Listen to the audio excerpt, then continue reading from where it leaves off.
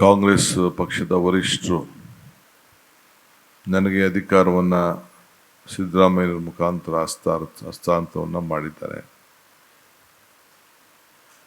ನನಗೂ ಕೂಡ ತಮಗೆಲ್ಲ ಗೊತ್ತಿದೆ, ನಾನು 89ರಿಂದ ಸತತವಾಗಿ ವಿಧಾನಸಭೆಯಲ್ಲಿ ಇದ್ದು ಸುಮಾರು 5-6 ಸಂಪುಟಗಳಲ್ಲಿ ಕೆಲಸ ಮಾಡಿ ಜೈಲಿಗೆ ಹೋದ್ರೆ ಮೂಲೆ ಜೋಟ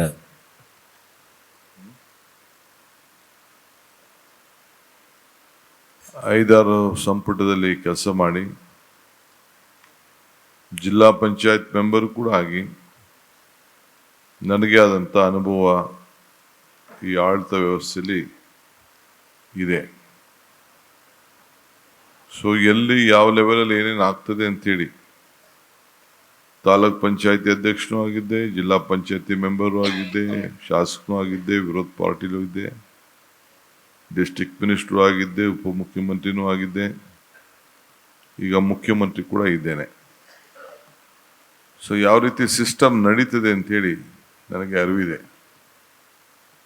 ಇವತ್ತು ಬೆಂಗಳೂರಿನಲ್ಲಿ ನಾನೀಗಾಗಲೇ 30 ದಿನದ ಪಯಣ ನೀವೆಲ್ಲ ಗಮನಿಸಿದ್ದೀರಿ. ನನ್ನ ಪಯಣ ಯಾವತ್ತೂ ಕೂಡ ಪ್ರತಿ ಹಂತದಲ್ಲೂ ಕೂಡ ಪಾಸಿಟಿವ್ ಆಗಿ ನಾನು ಯೋಚನೆಯನ್ನು ಮಾಡೋನು. ನಾನು ನೆಗೆಟಿವ್ ಯೋಚನೆಗೆ ಹೋಗುವುದಿಲ್ಲ.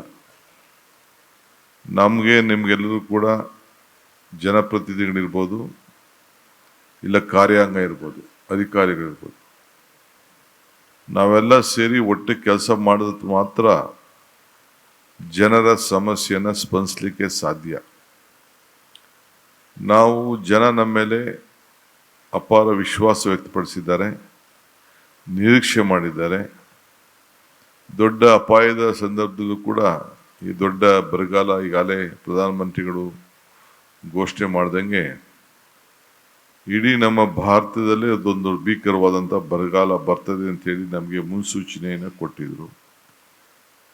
ಆದರೆ ಮಧ್ಯದಲ್ಲಿ ಸ್ವಲ್ಪ ಕಡೆ ಕೆಲವು ಭಾಗದಲ್ಲಿ ಮಳೆ ಕೂಡ ಪ್ರಾರಂಭ ಆಗಿದ್ದು ಕೂಡ ನಾವೆಲ್ಲ ವರದಿಯನ್ನು ನಾವು ನೋಡ್ತಾ ಇದ್ದೇವೆ. ಕಾಂಗ್ರೆಸ್ ಪಕ್ಷದ ವರಿಷ್ಠರು ನನಗೆ ಅಧಿಕಾರವನ್ನು ಸಿದ್ದರಾಮಯ್ಯರ ಮುಖಾಂತರ ಹಸ್ತಾಂತರವನ್ನು ಮಾಡಿದ್ದಾರೆ.